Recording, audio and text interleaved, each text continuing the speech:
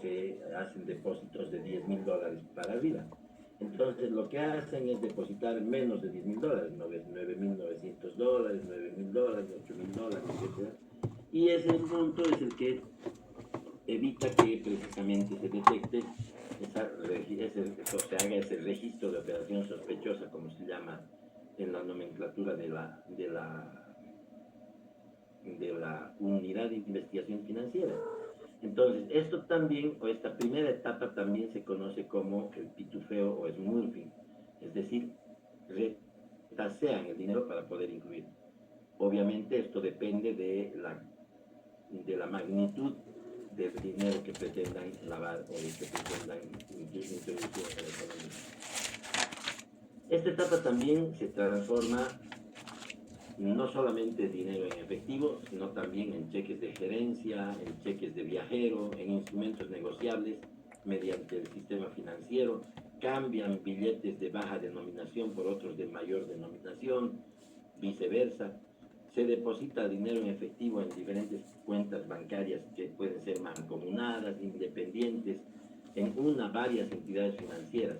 Es decir, convierten el dinero en bienes también de rápida negociabilidad, por ejemplo, piedras preciosas, oro, plata. Se utiliza también para esta primera fase, empresas que normalmente reciben grandes cantidades de dinero en sus arcas a diario, restaurantes, cines, centros nocturnos, casas de cambio, casinos, etc.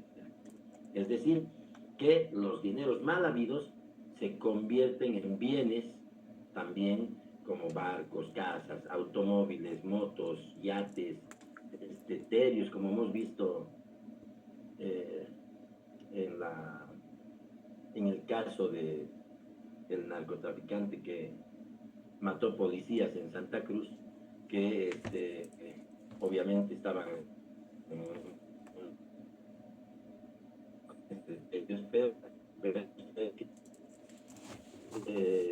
se diversifica de esa manera, ¿no? Entonces ese dinero ilegal se intenta introducir a la economía formal mediante esas operaciones de conversión, mediante negocios que manejan el flujo diario, digámoslo así. Se puede observar, ahora, esto es una teoría, como les decía al principio, es una teoría que es lo que normalmente ocurre. De acuerdo a la cantidad de dinero que quieran ingresar, también el pitufeo o el recorte de ese dinero va a ser mucho mayor si la cantidad es mucho mayor también. Entonces eso ya lo hacen a través de empresas más grandes, ¿no? Entonces estos procedimientos utilizados en sí, hasta aquí, no constituyen delito, pero se van haciendo de tal forma que se van a convertir esos dineros o bienes en parte de la economía lícita o de nuestra economía real que vivimos todos los días. La segunda etapa o fase es la estratificación, que también se denomina intercalación, diversificación o conversión. Aquí vamos a ver de que hay etapas que son muy difíciles de diferenciar. Hay etapas que se pueden confundir entre sí por la forma en que se van cumpliendo. Sin embargo, el circuito del que estamos hablando es el circuito que normalmente se utiliza para cometer el delito de legitimación de ganancias ilícitas. Entonces, primero que esta etapa se da cuando el dinero, los bienes ya introducidos en una entidad financiera o no financiera, en una empresa, en un restaurante, etc., se van estructurando en diferentes operaciones para lograr invertir, transformar o asegurar, dar en custodia esos bienes provenientes del delito o mezclarlos con dineros legales. ¿Con qué propósito? Reiteramos, el propósito es de disimular el origen ilícito y tratar de alejarlo lo más posible de la verdadera fuente, pongámonos el narcotráfico. Ya hemos logrado introducir en un banco el dinero, se ha mezclado con el dinero de la persona a la que le hemos dado la plata en su cuenta y ahora tenemos que sacar ese dinero. Esa es la estratificación, diversificación. ¿Para qué?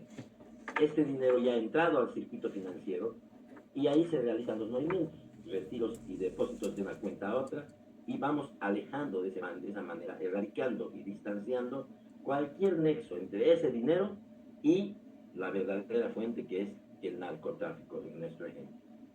¿No es cierto? Entonces, ¿cuáles son las técnicas más frecuentes que utilizan las organizaciones criminales?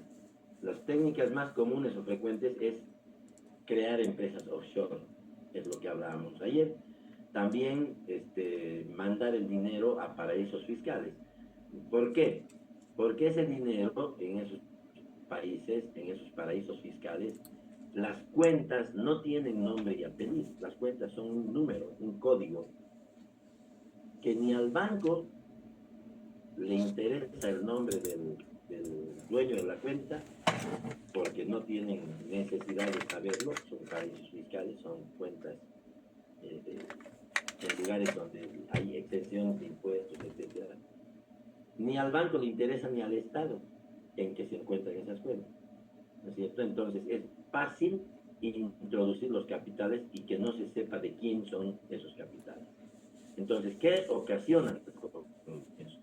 Que el dinero circule a lo largo de distintos países, empresas, instituciones y cuentas que también pueden ser de personas físicas como pueden ser de personas jurídicas. También es común la creación de empresas fantasmas, ¿no? Este, es, Crean empresas con grandes fachadas, que por eso también se llaman empresas fachadas, que simulan ser una empresa legalmente constituida. Se ve mucho en diferentes países, pero principalmente en nuestro país se ve mucho en Santa Cruz. Por ejemplo, ¿qué les puedo decir? Un restaurante, una venta de pollos que tiene 4 pisos, con un parque infantil, con todo, y que normalmente está, todas las noches tienen poca gente y poca clientela. Entonces, esa plata ya está invertida y ya está introduciéndose al común, a la economía común, y también está introduciéndose en el común de la mente de las personas. ¿No es cierto? Ya uno se acostumbra a ver ese edificio y ni se pregunta de quién es, por más que le llame la atención que no esté siempre lleno, pero bueno, es así. Otra de las formas en las que hacen este tipo de estratificación es, y se ha demostrado que es en el fútbol. En el fútbol también meten dinero a los equipos. ¿Para qué? Para que ese dinero circule y entre al mercado común. Ingresan el dinero pagando a los jugadores, comprando el equipo, haciendo propaganda. Bueno, tienen un sinfín de formas en el tema del fútbol. Y se dice que en muchos otros deportes también, ya lo hemos hablado, pero principalmente en el fútbol, que es un deporte de afluencia masiva, y es donde más circula, digamos, el dinero, ¿cierto?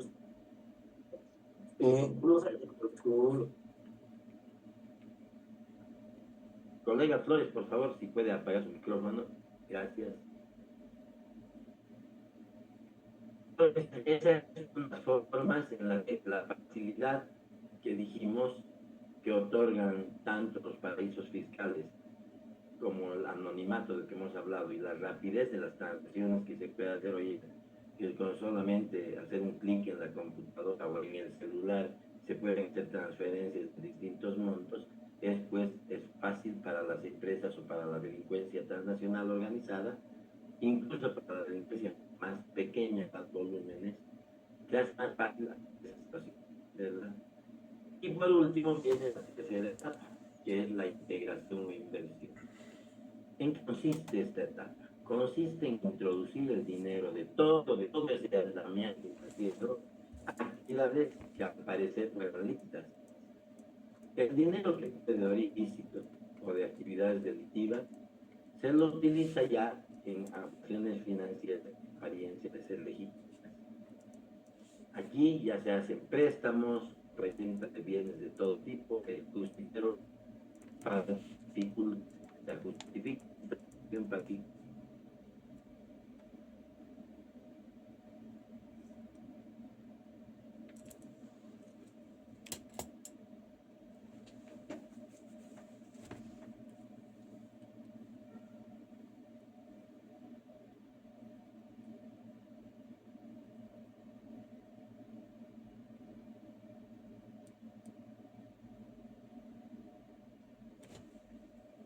también estrategias como la de la compra, construcción de hoteles, simulación de operación, exportación de productos diversos, que ya ocasiona obviamente per se una introducción del dinero ya nido, digamos así, en,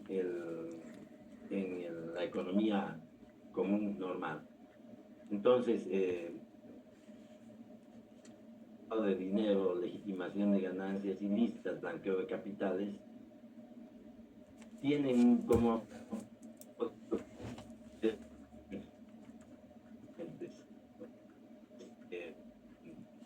ahora vamos a hablar de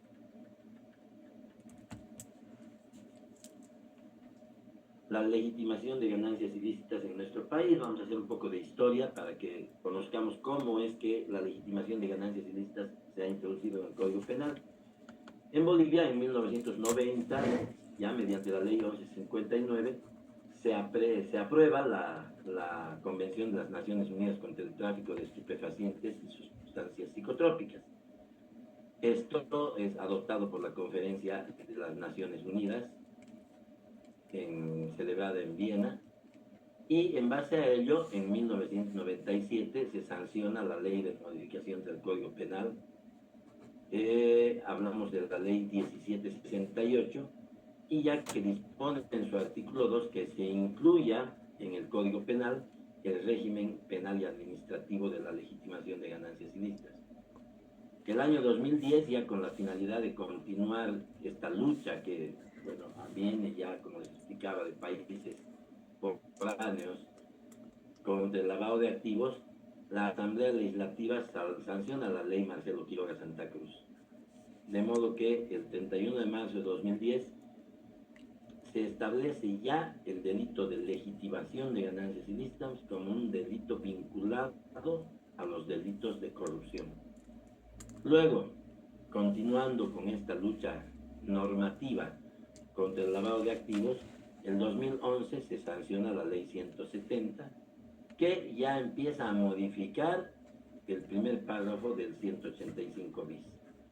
Por último, la Asamblea Legislativa del 2012 sanciona la ley 262 como el régimen de congelamiento de fondos y activos de personas vinculadas con acciones de terrorismo y financiamiento del terrorismo, y en su disposición adicional tercera modifica el primer párrafo por última vez del artículo 185 bis. Ahora bien,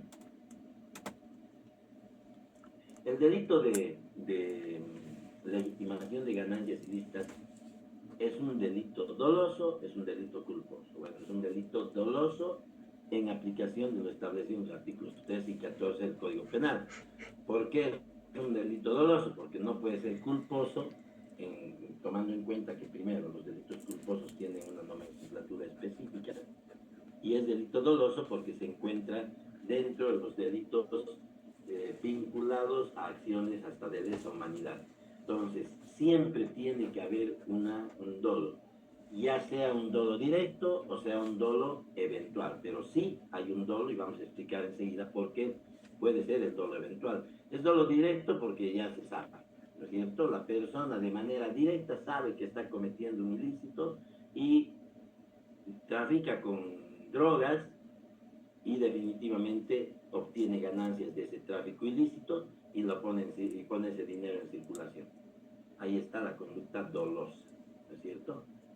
Y el dolo eventual, donde ya el agente, todos sabemos que considera seriamente como una posibilidad real y acepta como probable que el dinero, bienes o recursos proceden de un delito, ¿no? Entonces, el dolo eventual también es sancionado porque en nuestro país hablamos de autores. Antes teníamos autores mediatos, ahora ya no. Ahora tenemos autores.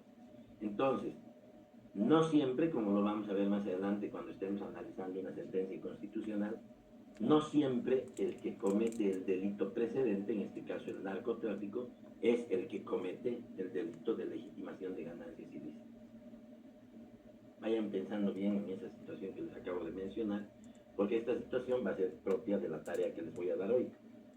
no se olviden, no siempre la persona que comete el delito precedente es el que comete el delito de legitimación de ganancias ilícitas, principalmente hablando de narcotráfico, corrupción, etc.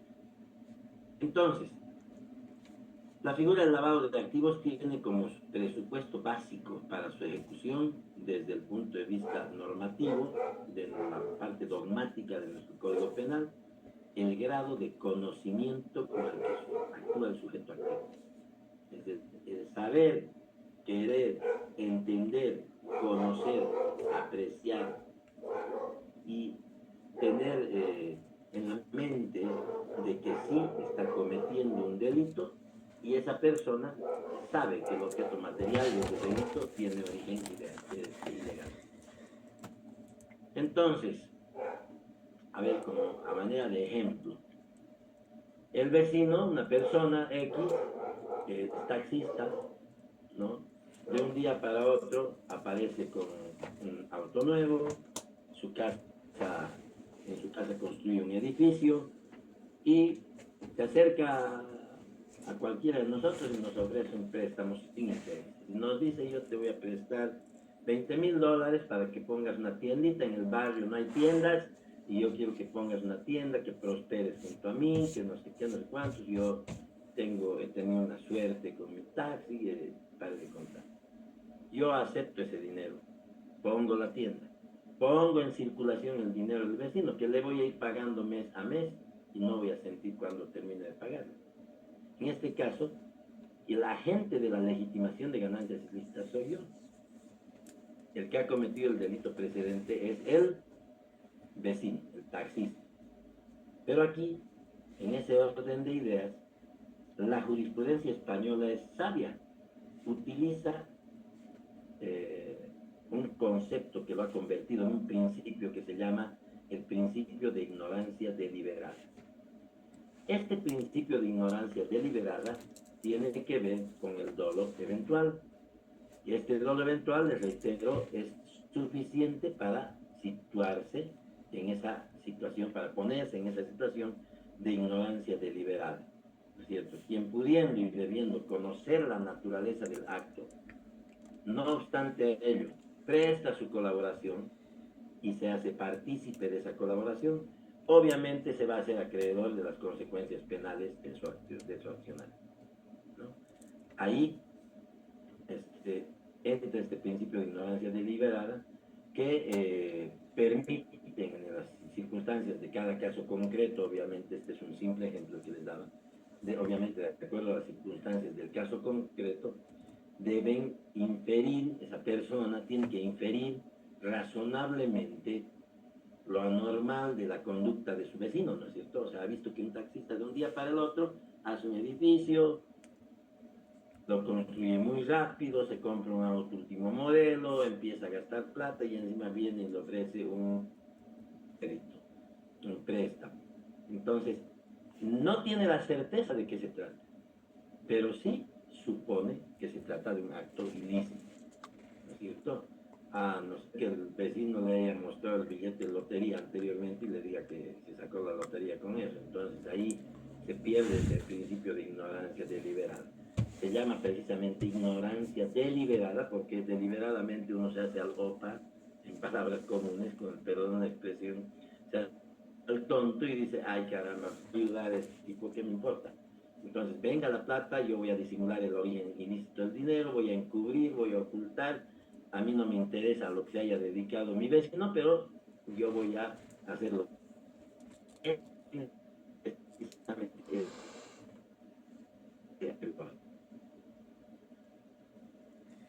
Ahora bien, en el tema del, de la legitimación, eh, existía vasta jurisprudencia para la concurrencia. Todo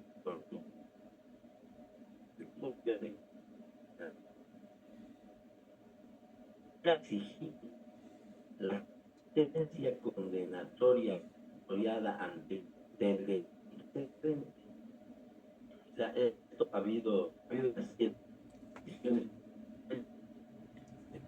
me imagino que afuera, en Bolivia, se discutió mucho porque es muy difícil que mientras se investigaba la ley,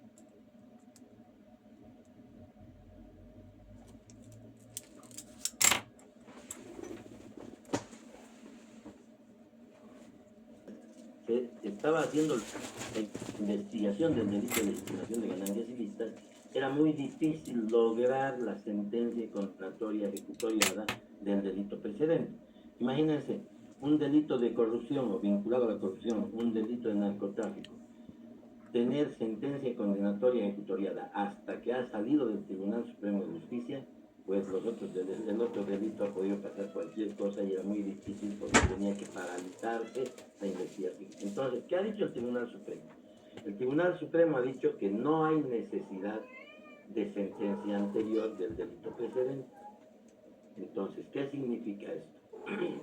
Significa que para la legitimación de ganancias ilícitas, a fines de tipicidad, es decir, de cumplir los elementos constitutivos del tipo, no es exigible ni la existencia de una sentencia ejecutoriada anterior, ni que el imputado, por legitimación de ganancias ilícitas, hubiera tenido o no participación en una conducta ilícita anterior, sino que consiste en que esa situación simplemente tiene que haber un parámetro de posibilidad de la existencia del delito precedente.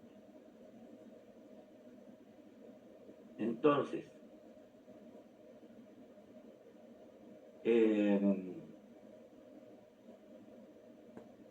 estos delitos precedentes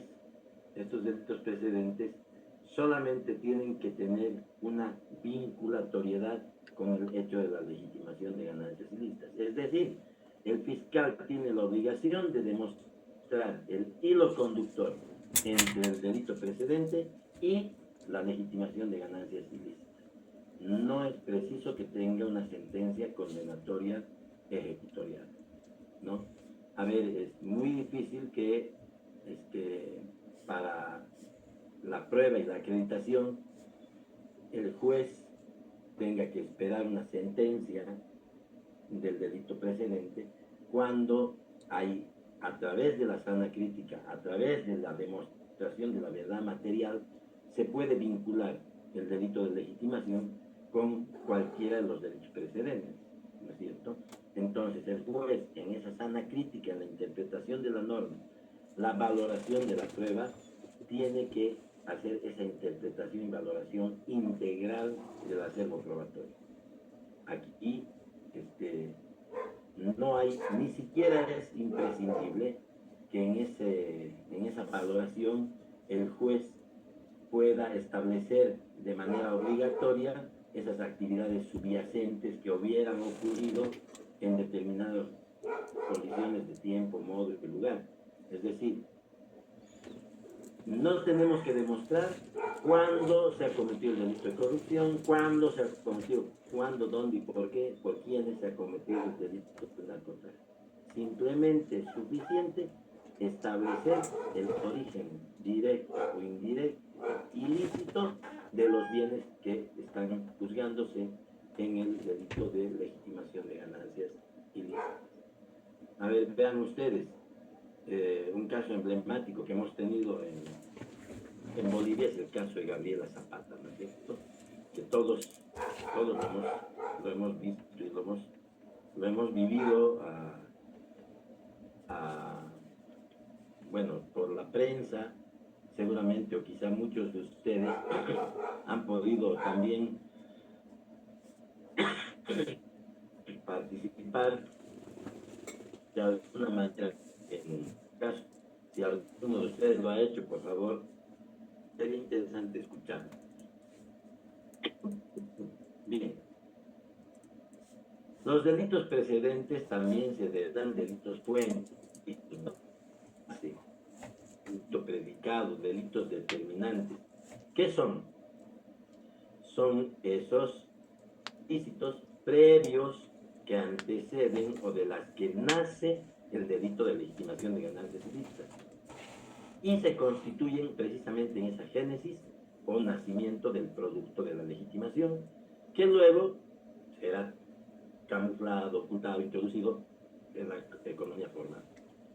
Las Naciones Unidas entiende por delito precedente todo aquel que derive de un producto que pueda pasar a constituir materia de un delito definido en el artículo 6 de dicha convención, es decir, el delito de blanqueo de capital.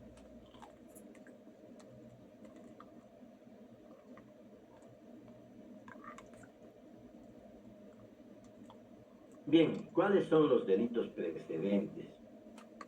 No los vamos a leer porque aquí están en la gráfica que estamos compartiendo con ustedes.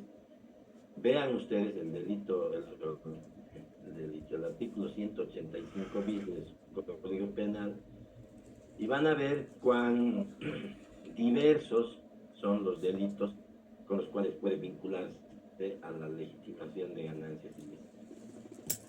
Vean ustedes, por ejemplo, que existen delitos como vejaciones y torturas, robo, hurto, extorsión, infidencia económica, hasta el agio, el uso indebido de información privilegiada, hay delitos como la falsificación de documentos. O sea, esta gama de tipos penales que se toman en nuestro Código Penal como precedentes es sumamente amplia, ¿verdad? O sea, vean ustedes que hasta pueden vincularlo por un delito de hurto. Es por eso que hoy en día hay una práctica común entre los colegas abogados. Vinculan normalmente el delito de estafa con el delito de legitimación de ganancias ilícitas. ¿No es cierto? En vez de ponerle estafa, le ponen legitimación de ganancias ilícitas, aunque la estafa está también entre los delitos precedentes, pero normalmente lo vinculan, ¿por qué? Por el tema de la pena, por el tema de la investigación, por el tema de que no solamente investiga específicamente la estafa cometida contra, puede ser víctimas múltiples o no, pero específicamente eso no, sino que con la finalidad de que, obviamente, al ser un delito patrimonial, lo que se busca es la devolución del dinero, de la parte estafada, ¿no es cierto?, de la víctima, del hecho que pretende esa víctima, que se le devuelva su plata. Entonces, últimamente esa práctica está siendo recurrente, que es vincular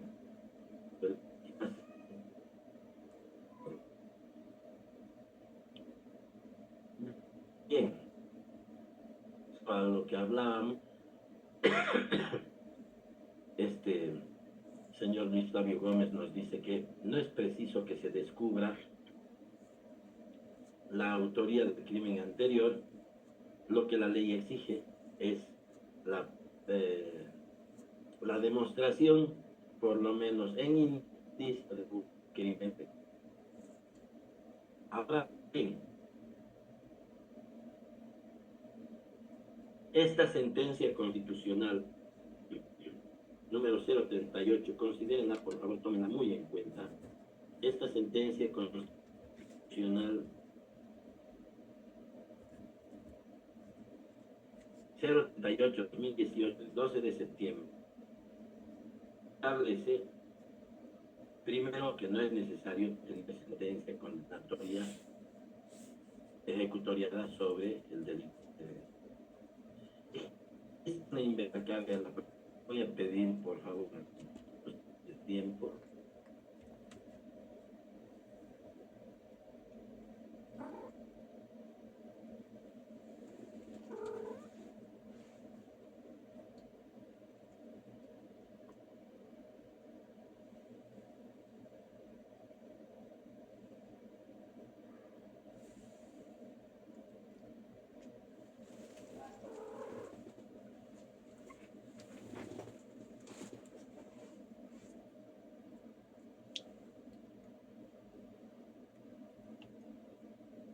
Mil disculpas. han llegado mis bebecitos y estaban tocando la puerta y no hay quien les abra, así que me disculpo con ustedes. Bueno, seguiremos. Entonces, esta sentencia constitucional 038 hace una serie de eh, obiter dicta en cuanto a lo que es el delito de legitimación de ganancias ilícitas. Es del 12 de septiembre del 2018. Vayan bajándola porque la tarea que les voy a dar enseguida se refiere precisamente a ella y también a una este, a una serie de criterios que van a ustedes a establecer. Entonces, primero, ¿qué establece? Que no hay necesidad de una sentencia condenatoria ejecutoriada sobre el delito que se ve, ya lo habíamos dicho. Segundo, nos dice que es la inversión de la carga de la prueba. Aquí se basa en nuestra norma, pero también se basa en la Convención de las Naciones Unidas contra el tráfico ilícito de estupefacientes y sustancias psicotrópicas, que considera la posibilidad de invertir parte de la prueba respecto al origen del supuesto producto sujetos a la situación de legitimación de ganancias. Se dice también debe haber la Fiscalía tiene que tener las unidades especializadas en delitos de corrupción y de legitimación de ganancias ilícitas. Aquí tenemos un cuadro que no se nota muy bien por el tema de la foto, es una foto en realidad, en la que el 2024 se ha abierto 320 casos de legitimación de ganancias ilícitas, de los cuales 125 han sido rechazados, se han extinguido, se han desestimado 66, se han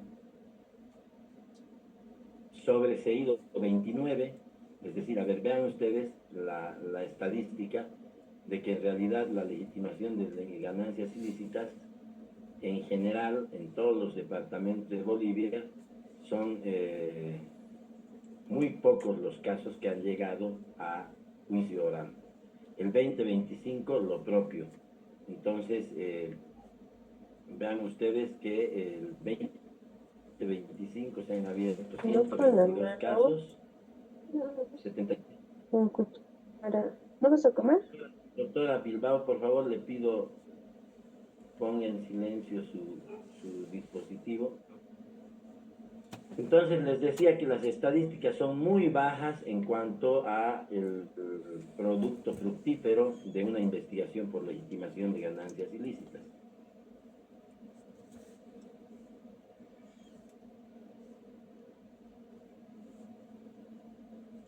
Entonces, ahora, doctor Larrea tiene la palabra.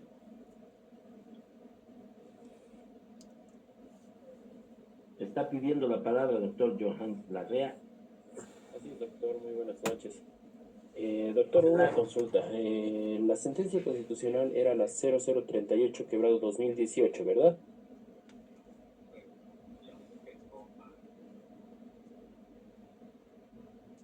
Sí, de 12 de septiembre. Ya, doctor. Y una consulta.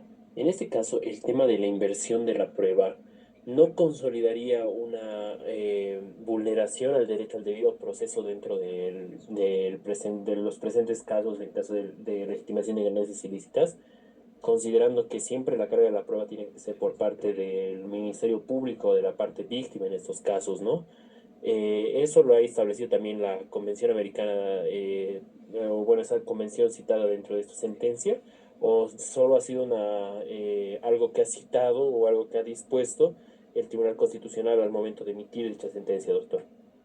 No, la sentencia directamente se ha basado en esa convención y se ha basado también en la practicidad, digamos, para que darle más favoritismo al Estado en las investigaciones de legitimación de ganancias ilícitas, porque en realidad sí, a mi criterio, sí se vulneran varios derechos, no solo con la inversión de la carga de la prueba, sino con varias situaciones que hacen a la investigación de legitimación de ganancias ilícitas. Por ejemplo, los informes de la Unidad de Investigaciones Financieras. Otrora eran prueba plena, ahora ya no, más bien son solamente prueba indicial. El doctor Estefano Torres. Sí, doctor, únicamente una, no aclaración, sino un comentario. He revisado igual en mucha jurisprudencia que precisamente para maquillar ese concepto de inversión de la carga de la prueba, utilizan la terminología de carga dinámica probatoria. Pero obviamente al final estamos llegando a lo mismo, ¿no? Así es, así es. Definitivamente, van a ver ustedes en el trabajo que van a hacer, porque lo van a hacer un trabajo grupal, van a darse cuenta ustedes de que aquí verdaderamente nosotros, considero también un poco por cumplir las exigencias de la GAFI, estamos ya exagerando el tono en cuanto a la normativa, ¿no es cierto? Hay principios universales como por ejemplo que quien tiene la pretensión jurídica es quien tiene que probar dicha pretensión y que ahora vienen a invertirla y que solamente teníamos esa inversión en la carga de la prueba en materia laboral, ahora la tenemos en materia penal en cuanto al delito de legitimación. Doctor Machicado, adelante, el último por favor, porque luego voy a constituir los grupos para que puedan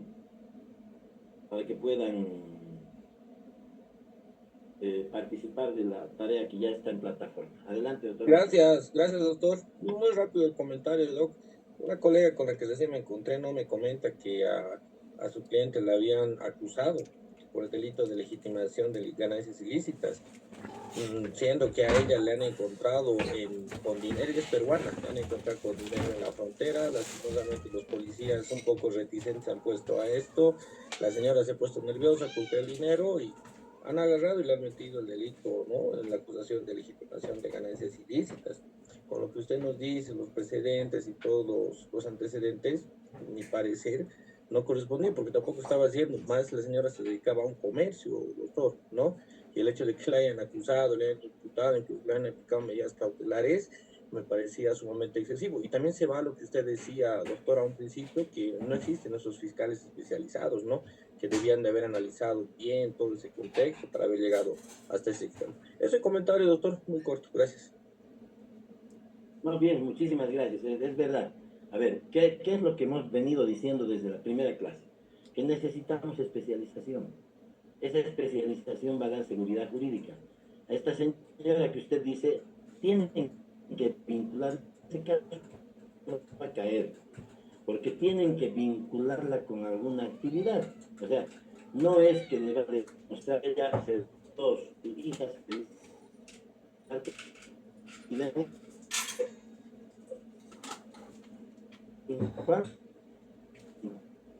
tienen que haber un delito precedente. No es que la jurisprudencia, al haber dicho que el delito precedente no necesita una sentencia condenatoria firme, ¿no? Se haya borrado por sí el delito precedente. No es así.